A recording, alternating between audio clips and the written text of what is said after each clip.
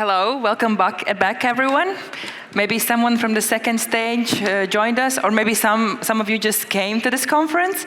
My name is Eva Johansson. I'm a journalist. I'm a host of the stage number 1. There is another stage there, stage number 2, hosted by Valdis Melders. And in case you want to switch the stages, you're welcome to do so if you have topics you're more interested in there. We have more than 50 booths in the expo here, also dealing with education and job opportunities. So take your chances to see some cyber ideas or digitalization or just network here around. This is the aim of this conference. It's not only share but also to connect. This is the first Baltic Security Conference, so it is a good place where we can all learn from each other. In the first part, we already tackled the question about the European Union and about security there. I'm really happy to announce that the second part of the conference we will open with a talk from the European Commission on the topic of managing cyber crisis in the EU, responding to a rapidly changing threat environment. Person who is going to join me on the stage, it's his second time in Latvia in the half a year, so he's a good expert who is coming back to share his experiences. And I would like to invite on the stage the head of the Cyber Coordination Task Force of Directorate General of Communications Networks, Content and Technology, Mr. Christian Dihunia. Welcome. Thank you for joining us. How is your day so far? Excellent. Good. Great to be here. So the stage is yours. Thank you.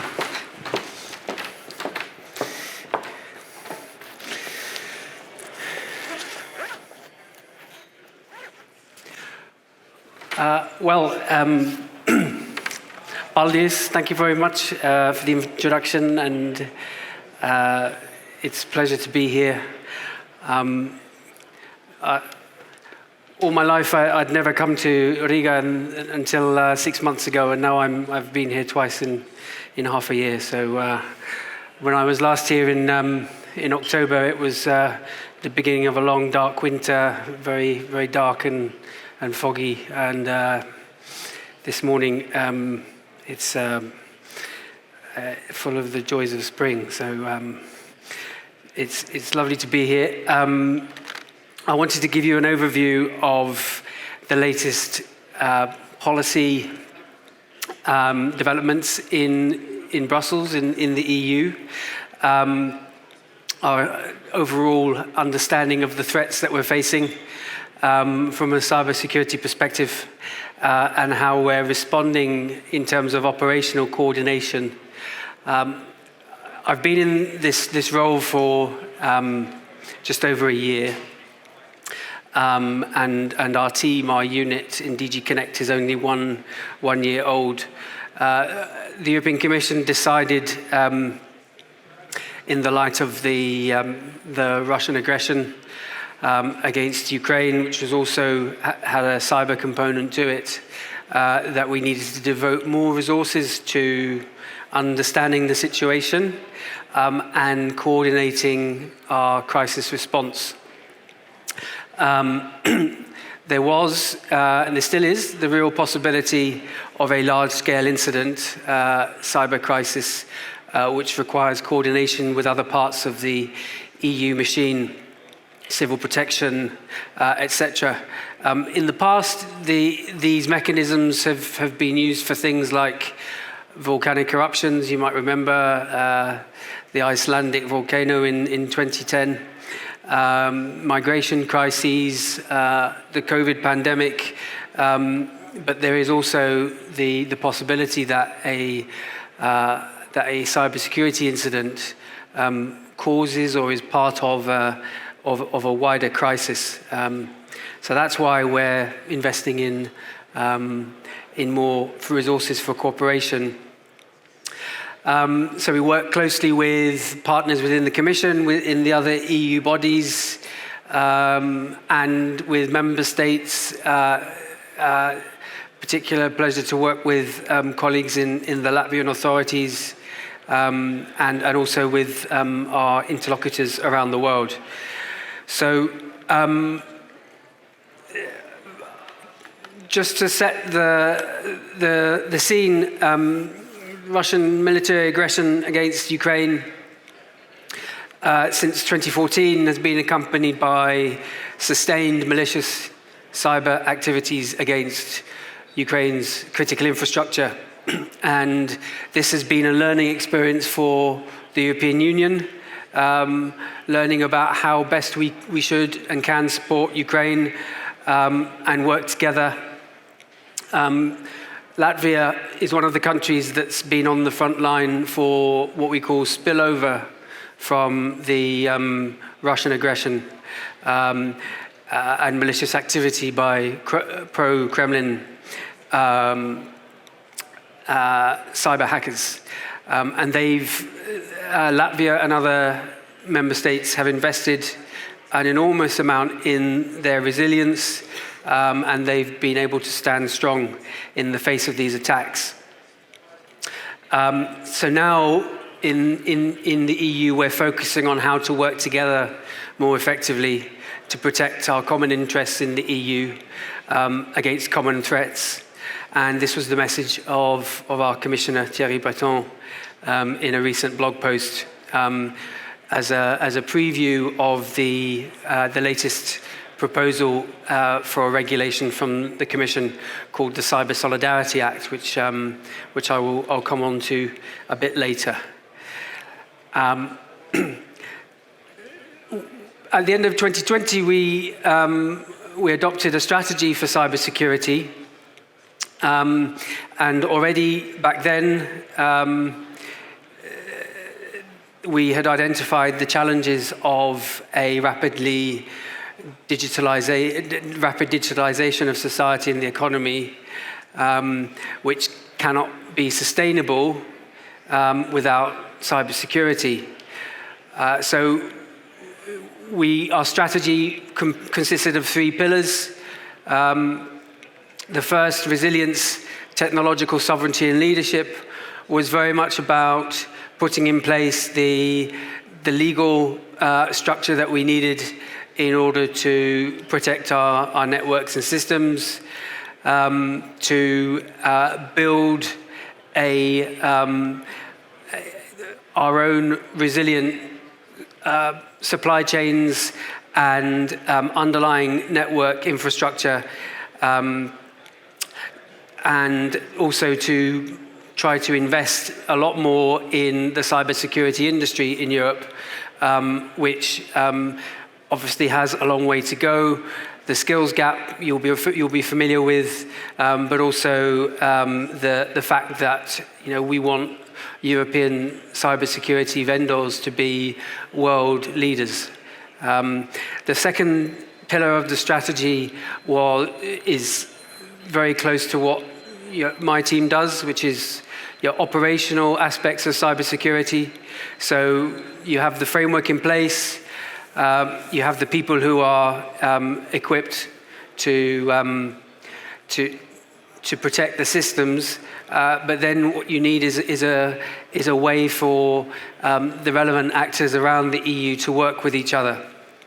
And it's complicated because in cybersecurity we talk about different communities. You have like the civilian community of CSIRTs, computer emergency response teams, and you have law enforcement fighting cybercrime. You have the diplomats who address the activities of hostile states sponsoring malicious activities, and cyber defense. So the military is building up capabilities for protecting the sovereignty of cyberspace.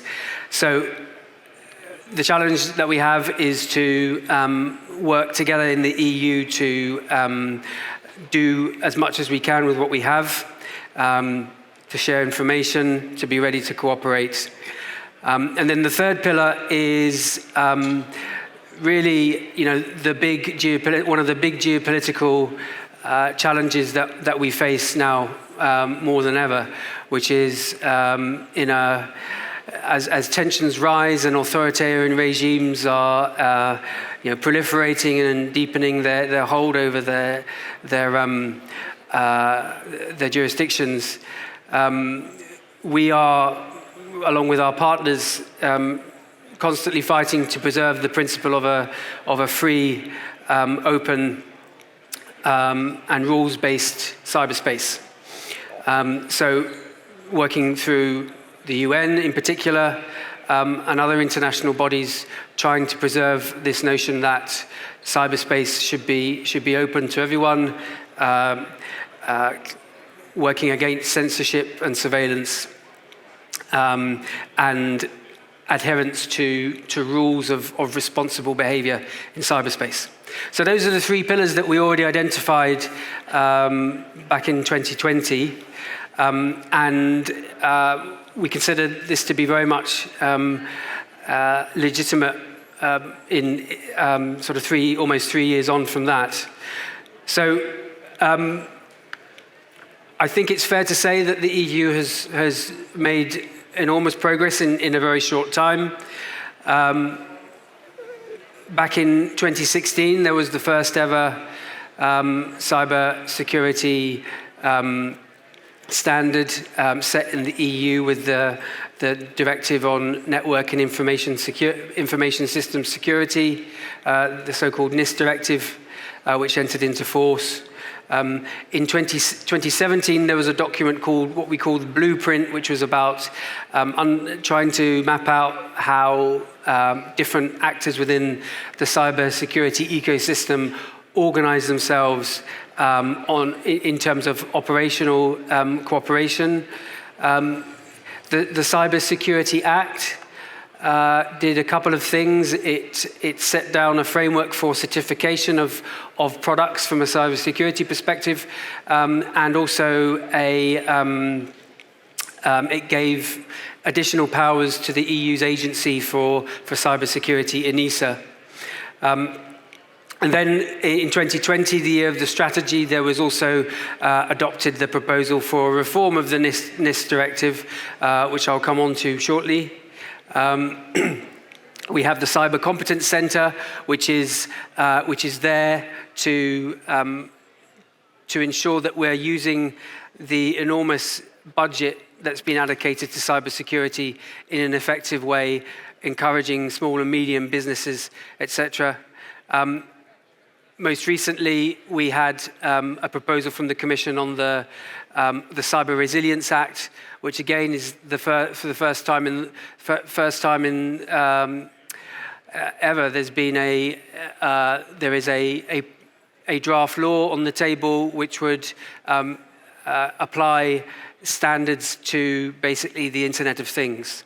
So again, I'll come on to that in a moment. And then just this year, we've had the adoption of the new NIST directive, and only last week, 2 weeks ago, the adoption of the Cyber Solidarity Act again, which I'll come on to. What are the challenges that we're facing in cyber crisis management? Well, first of all, the threat landscape is complicated and unpredictable, and at times very concerning. The activities of pro-Russian, what we call threat actors, has meant that there is considerable risk of spillover into the EU, and so we have to be more vigilant than ever and cooperate more closely than ever before. Coordination is a challenge. We have mechanisms in place. The IPCR refers to the Integrated Political Crisis Response Mechanism, which is a way for member states together in the Council with the advice of the Commission to determine how to organize themselves, how to keep full awareness of the situation in a time of crisis. That's been activated following the invasion of Ukraine, and it was activated during the pandemic, and in the handful of crises that we've had since I think the terrorist attacks in the 2000s. We're also now in the process of working with member states and other EU institutions to develop a common assessment of the risks that we're facing, building scenarios of what could happen realistically in order to test them so that we can see how we would respond.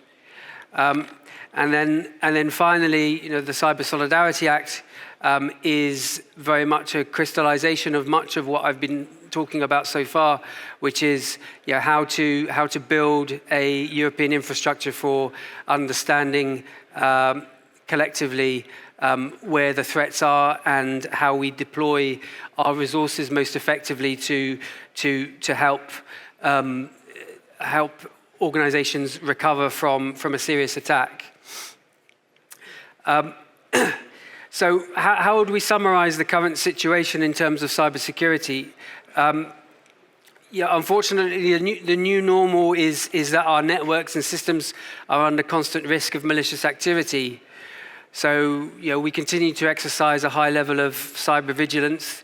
There are indications that geopolitical events have led to greater targeting of entities in the EU. This could be in the form of espionage. It could be disruptive activities like distributed denial of service attacks, DDoS, where they try to take out the availability of a website. And so in the EU and member states, like all countries that stand in solidarity with Ukraine, we are at risk of cyber attacks. However, the good news is that so far the spillover into the EU, as well as like-minded countries like the United States, from Russian aggression has been limited. We're not entirely sure why. It could be that Russia is exercising restraint. It could be that they're avoiding detection with sophisticated activity. Or it could simply be that countries have become much more resilient.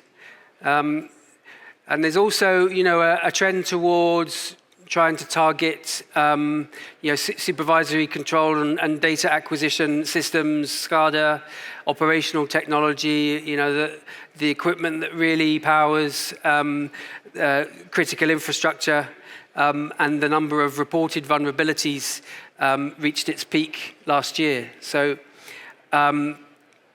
the enemy is active and constantly changing its means of attack. So some of the key trends, there has been an increase in reported cyber attacks over the last year. These are mainly unsophisticated attacks, these DDoS, distributed denial of service incidents, and there was a significant rise in cyber attacks last year.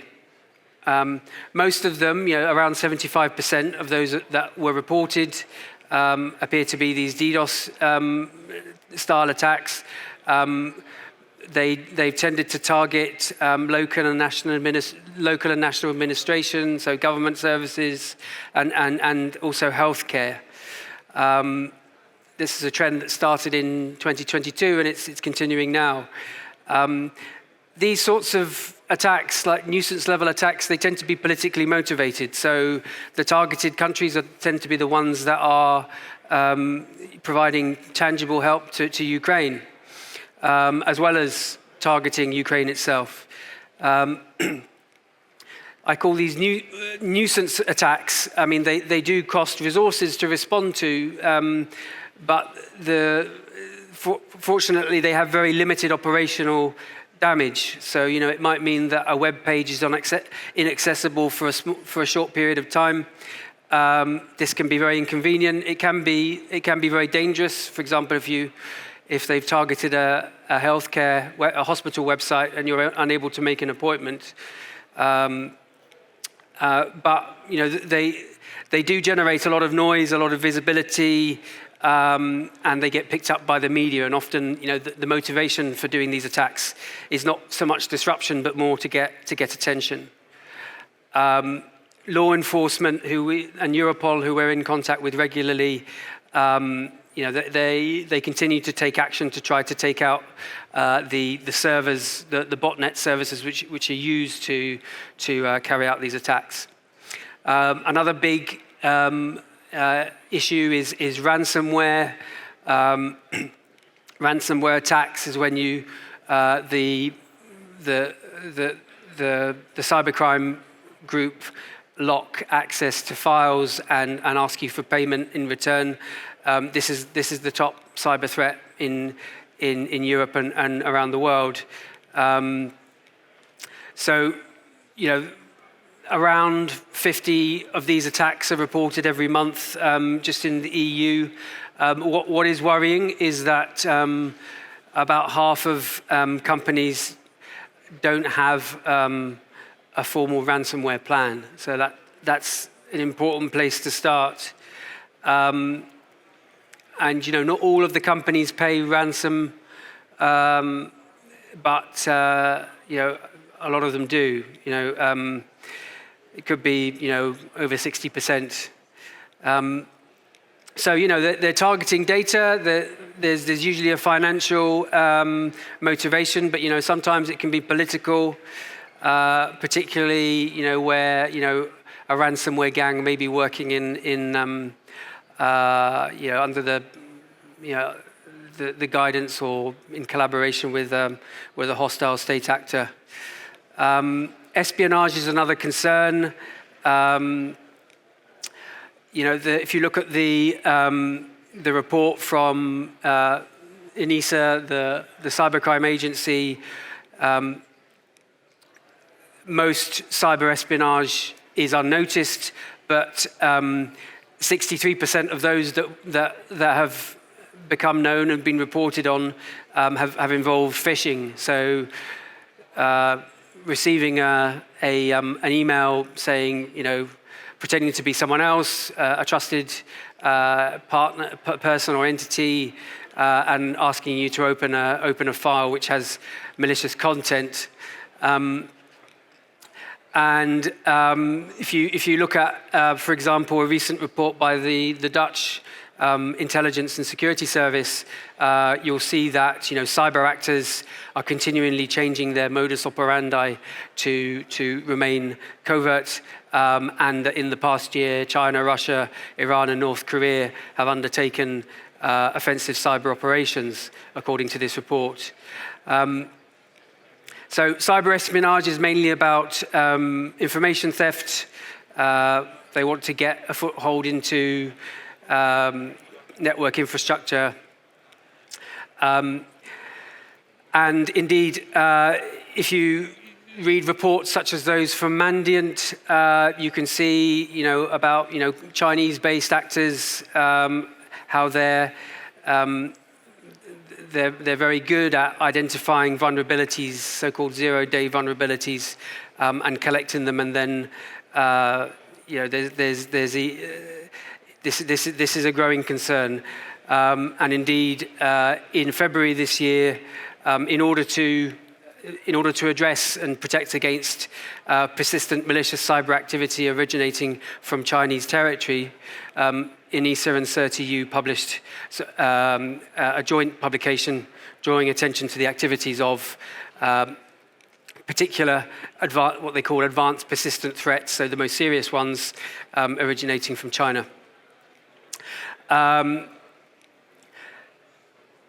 So where are we in terms of crisis management in the last year?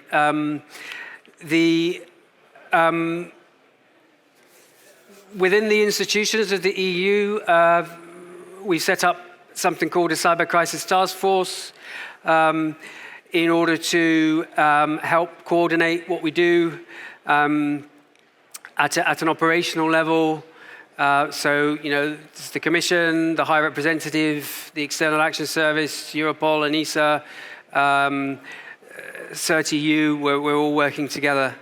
And under NIS2, one of the most important things that the new directive did was that it created the Cyclone Network, which is, Cyclone stands for Cyber Crisis Liaison Network. So every member state has to nominate its own liaison cybersecurity authority, and that entity will be the member state's representative in the Cyclone network, and the Commission also is a participant in the network. We are focusing a lot on cyber defense and trying to ensure appropriate interaction between the civilian and the military aspects of cybersecurity. And we published a joint communication with the High Representative in November last year. And one of the things that proposed was that, or it anticipated that the High Representative would propose something called an EU Cyber Defence Coordination Centre in order to fuse and information that was available. And then there's the risk evaluations that I mentioned, where we're looking in particular at key sectors, and the cyber diplomacy toolbox is the way that the EU approaches issues of diplomacy and interaction with third countries in relation to malicious behaviour in cyberspace. Now, what also happened last year was that in response to the heightened threat, there was a call from member states, from the Council, for an emergency cyber response fund. Council conclusions on what they call the EU cyber posture called on us to create an emergency cyber response fund. And just remember this point when I come on in a moment to talk about the Cyber Solidarity Act, because that was a response to this request. But in the meantime, before we have the Cyber Solidarity Act, ENISA are in the process of providing support to member states who request it for preparing their systems better for cyber attacks and also responding if an attack occurs. So just to go through a couple of the important legislative instruments which are either in place or shortly will be in place. NIS2, the reform of the Directive on Security of Networks and Information Systems was adopted into EU law in January and is now in force. And it's worth taking a read of it. I won't go into great detail, but I'm happy to take questions. But the focus is very much on bringing concerns about applying appropriate cybersecurity measures to the highest level within an organization, to make, at board level, to make them accountable for their networks and systems where they have a degree of criticality for the internal market. And what this directive does, compared with the previous one from 2016, is that it actually expands the scope to include sectors which weren't previously in there, as well as setting down notification requirements which are similar to and take inspiration from those in data protection and the GDPR. What NIS2 also does, and I've mentioned this, is it formalizes the EU Cyclone network. So this is operational coordination amongst member states. And you can see in this article here what the terms of reference are for this network, and also the basis for it, and sets it very much within the context of all of the other horizontal and vertical crisis mechanisms that exist in the EU. Then on the Cyber Resilience Act, which I mentioned, this is still a proposal. It's being discussed in the European Parliament and in the Council, but again, it's the first of its kind. It takes note of the fact that the biggest incidents that we've seen over recent years have been the result of the exploitation of vulnerabilities in hardware and software. So we're trying, in other words, the Internet of Things. There's been a huge enthusiasm to connect everything to the internet, but too often there isn't a concern for the consequences of that and ensuring that there's appropriate security standards within the design of these products. And so that's what the Cyber Resilience Act would do. And it very much treats it as a kind of issue of product safety. So a single point of vulnerability can in a connected thing, however small, could be the cause of a major incident that affects an entire network. So you can see there, like the number of vulnerabilities that have been reported are constantly are increasing at an accelerated rate, and these are only the ones that we're aware of. One area as well, which is worth mentioning, is the is 5G cybersecurity. Member states adopted a toolbox on 5G cybersecurity, and it's now with them to implement it, to take account of the risks, and to implement them in a consistent way. Moving on then to the call for a cyber emergency response fund. This is the precursor to the Cyber Solidarity Act, which is my next slide. So there you can see the call from ENISA for the provision of support services, and that's now being implemented. Then, to bring you right up to date, the Cyber Solidarity Act, which has been proposed this month. What we're saying here, and we've managed to find additional money in the EU budget to allocate to cybersecurity. There is potentially 1.19 billion euro, which can be spent on the actions outlined in this proposal over the next 4 years. This was presented alongside a communication on our intention to support a cyber skills academy, which is to create a virtual platform to improve visibility of relevant initiatives in order to close the cybersecurity skills gap, where there are tens of thousands of unfilled vacancies for cybersecurity jobs in the EU. And in particular, what we're proposing through the Skills Academy is to massively improve the gender balance, where women are severely underrepresented in cybersecurity. Only 20% of cybersecurity graduates are women, and only 19% of ICT specialists are women. But alongside that proposal, the Cyber Solidarity Act looks to do a number of things. It's really about understanding the situation better in a collective way, and also being prepared collectively for attacks, and being able to support member states in the case of an attack. And indeed, it's not only member states. If you look at the proposal that we've adopted, it's also potentially about helping third countries who've got an association agreement with the EU. So the first component of the Cyber Solidarity Act is what we call a cyber shield. This is about developing advanced capabilities to detect a possible attack. So if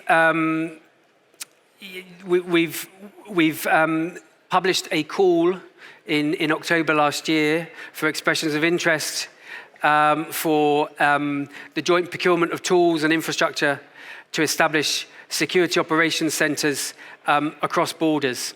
So a security operations center, these are the guys who are constantly monitoring their networks to look for strange activity. One particular website is getting an enormous amount of attention. that can be a signal that there is going to be an attack. And so these are extremely important entities, facilities, which you will see in various organizations, private sector, public sector. And what we want to do is to equip these centers with the latest technology, in particular artificial intelligence and machine learning, because the sort of work that they do is extremely labor intensive, requires concentration over large periods of time. It's very exhausting. So we want to equip them with the latest technology, but also we want to connect them. And following the call that I mentioned, we have 3 consortia representing 17 member states plus Iceland, who will be linking up their security operations centers into regional SOCs, we call them SOCs platforms, before the end of next year. And the Cyber Solidarity Act provides a legal framework for this to continue. Then the next thing that I mentioned that the Solidarity Act would do is it provides a framework for preparing for attacks, so coordinated testing of potential vulnerabilities based on common risk scenarios. You remember I mentioned that we're doing a risk assessment with member states to try and understand what are the common risks that we're facing. Well, according to our proposal, we would use EU money to go where it's most needed according to these common risk assessments. And then you have what we call the Cyber Reserve, which would be a pool of trusted incident responders. So these are people who go in and fix problems after an entity has been subject to a cyber attack. And so they need to be trusted because you don't want to have strangers coming in and looking at your systems, which may have all sorts of sensitive and confidential information. So this would be for the EU to supplement what member states are already doing in order to respond to incidents. And so these trusted providers, that they would be procured, they would be the ones who provide these services under the EU banner. So I'm close to concluding, but I just wanted to sort of look ahead to what could be, what to expect in years to come. There's a report just been published by NISA, which is worth reading. The emerging cybersecurity threats. I'll just highlight 1 or 2 of them. We're all familiar with ChatGPT. ChatGPT can be used for coding, and indeed AI can be used for cyber attacks. It can generate deep fakes. It can generate phishing emails. The espionage threat that I mentioned. So that they really look as though they're tailored for a specific individual, and it makes them look trustworthy. AI can be used. If it can be used to code, it can be used to code malicious software, malware. And it can be adapted to user habits so that it really evades detection. So that's one thing. Another, potentially evolving threat is, imagine if you have a super powerful quantum computer, not yet available, but it could be, that would be able to defeat in seconds the most powerful encryption standards that we have. And indeed, already in 2020, a group of Chinese scientists claimed that it would soon be possible to decrypt the algorithm which is most fundamental to the operation of the internet today, by using a mix of classical and existing quantum computing capabilities. So, this space is evolving very quickly, and it's important to keep an eye on how the threats are changing. So just finally, I think this is one of the most powerful things that the EU did last year collectively. I've talked a lot about relatively unsophisticated cyber attacks, but there was a very sophisticated one which took place the night before Russia's invasion of Ukraine, where they targeted satellite modems owned by Viasat. And as a result of that, 2 months later, the EU collectively attributed and condemned, attributed that attack to Russia and condemned it. And this was a real example of how we were able to work together. Attribution of a cyber attack is very difficult. You need to have evidence. You need to be confident, and then at an EU level, you have to make sure that everybody agrees. So this is an example of what the EU can do when it acts together. It's the area of cyber diplomacy, but diplomacy is obviously part of crisis coordination and response. I hope that was interesting and helpful. I don't know if there are any questions, but which I'd be happy to take if there's time. Thank you for the presentation. Yes, the round of applause. We will have opportunity to see you on the panel discussion later on. So we can have maybe one quick question if there is one, or comment. Yes, sure. Could you please provide the microphone? The gentleman in the front, yes. Please introduce yourself, yes. Good day, everyone. My name is Valdemars. I work as a cybersecurity technician. I have a question from a more of a privacy perspective. When we're talking about the Solidarity Act, and you've outlined one of the problems that are going to be into 2030 as the loss of privacy, do you have any comments on how the Solidarity Act will affect the normal user privacy? As we know, you said the monitoring will be increased within the attacks. So do you have any comments on that? Yeah. Well, it's a really interesting question. My background is data protection. Until I got into cyber 3 years ago, I was working on data protection and privacy for many years. There is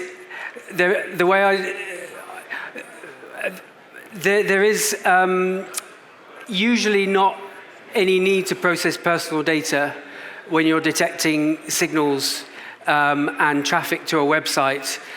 There may be, in certain circumstances, an IP address that you're following, which could be considered to be personally identifiable information, in which case you would need to have a legal basis to do it. And in the NIS directive, there's a recital at the beginning of the document which explains, who is entitled to do what with such data.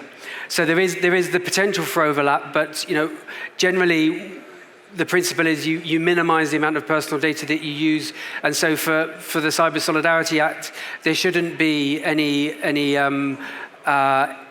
serious impact on privacy or on personal data protection. Thank you, Christian de Cunha, for your presentation and answer. We will see you in shortly, but before that, let's have a common photo as with all speakers of today. It was a real pleasure having you here today, flying from Brussels and leaving also tonight, but we will see you shortly. Yes, thank you. I will step off a little bit. Thank you.